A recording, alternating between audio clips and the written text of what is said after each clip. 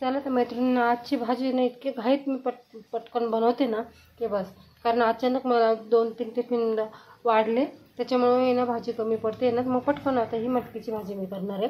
तर इथे मी कांदा आहे ना 2-3 कटिंग केलेले आहे, तेलात परतायला पण टाकलेले आहे. याच्यात आहे ना चवीनुसार मी मीठ ॲड करणार आहे, तुम्ही पाहू शकता. आणि ना थोडीशी ना हळद पावडर मी ॲड करणार आहे.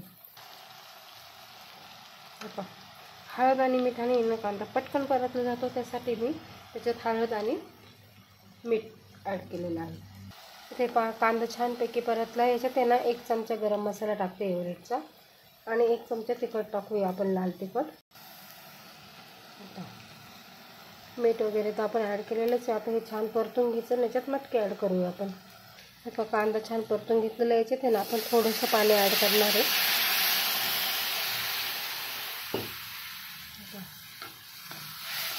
या पाण्याला उकळी आली तर याच्यात मटकी आपण सोडणार आहोत.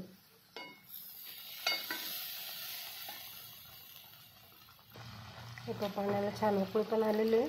आता मी मटकी ॲड करणार आहे.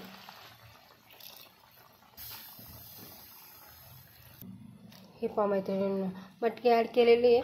पाणी टाकायचं कारण आहे ना मैत्रिणींनो, तेलातच फक्त आहे ना, जर मटकी आपण फ्राय केली ना ती थोडीशी कडक बनते. त्याच्यासाठी आहे ना थोडंसं पाणी टाकलं का मग मटकी पण शिजते छान. आता वाफे घेऊया आपण, तिला झाकण ठेवूया, आणि मग कडक पण होत नाही, मटकी पण सुंदर शिजते, चवीला पण भन्नाट लागते.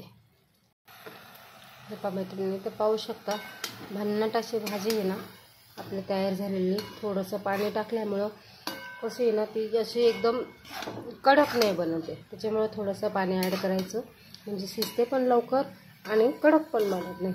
हे पहा भन्नाट अशी ही भाजी आहे ना तयार झालेली आहे. आणि घाई गडबडीत जी भाजी करतो ना आपण मैत्रिणींनी, ती नेहमीच चांगली होते बरं का. आता याच्यावरून आहे ना कोथिंबीर ॲड करायची आहे. बघा झाली ही भाजी तयार. व्हिडिओ आवडल्यास लाईक, शेअर, सबस्क्राईब.